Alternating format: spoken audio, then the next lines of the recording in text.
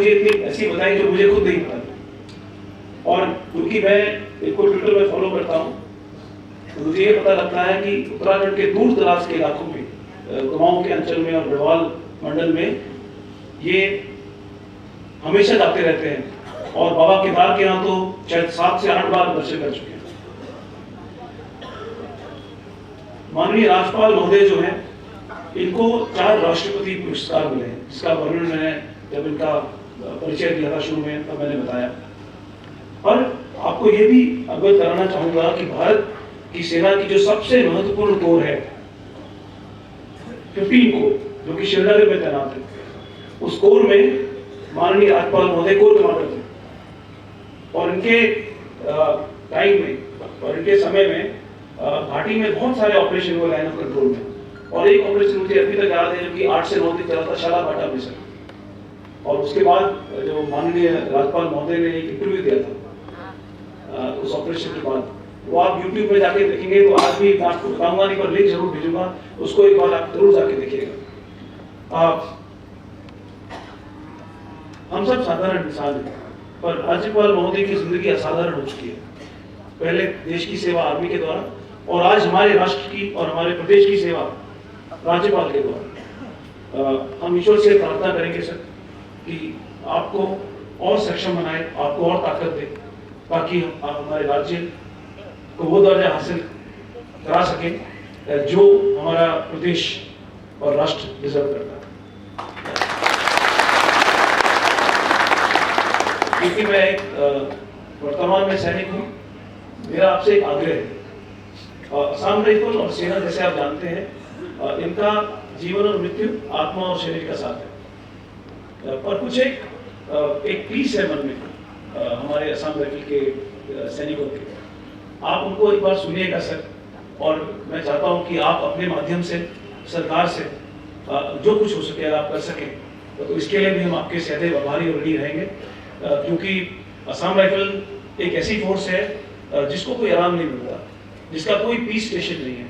जब से असम राइफल का जवान ट्रेनिंग सेंटर के अंदर जाता है और जब से रिटायर नहीं होता, तब तक वो सिर्फ ऑपरेशन में रहता है। ये एक फोर्स है दुनिया की जिसको शांति या पीस क्या होती है इसके बारे में नहीं पता साहब। नमूना ये भी है कि हमारा जवान जो मिजोरम में है, आइजोल में तैनात इंडो म्यांमार बॉर्डर में सर, वो आज बहुत खुश है क्योंकि वो कश्मीर जा रहा है और कश्मीर में पलटने जाना चाहते हैं वापस पीस एरिया में।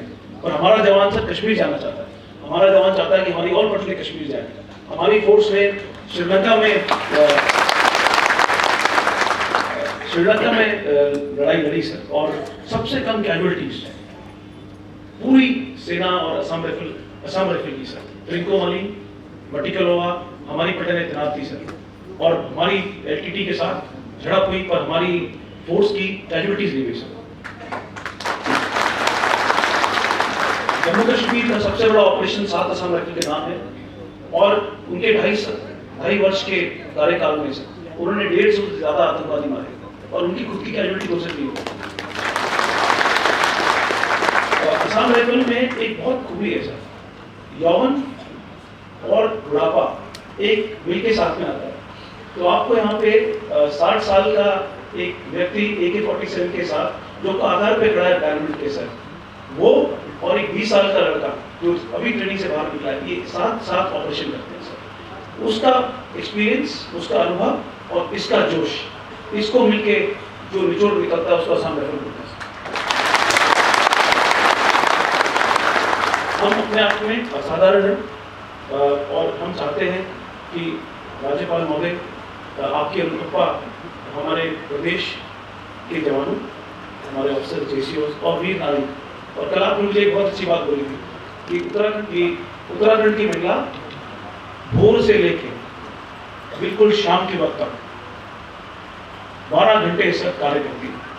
सबसे पहले उठती है और सबसे आखिर में सोती है। और उत्तराखंड की महिला के कारण इस देश को इतने अपने सैनिक मिले। और उत्तराखंड का जो सैनिक का एक हमारी संस्कृति है, वो उत्तराखंड की माओं से आई। तो हमारा उत्तराखंड की माओं को बहुत बहुत नमन सर। और आपने इस बारे में कल बताया, पूरी तरह से और मैं अब आपसे रिक्वेस्ट करूंगा सर, मैं जानता हूं कि अनाउंसमेंट होगा, और मैं खुद आपसे रिक्वेस्ट करना चाहूँगा कि आप मंच पे आएँ सर, और आप हमारा मान बढ़ाएं, आप उनको हौसला दें, आप इनको इस बात का आभास दिलाएं कि असम राइफल का सैनिक किसी भी सैनिक से कम नहीं, और असम राइफल, क्योंकि आप असम रेजिमेंट के हैं सर, तो आप आधे तो असम राइफल के हैं ही सर।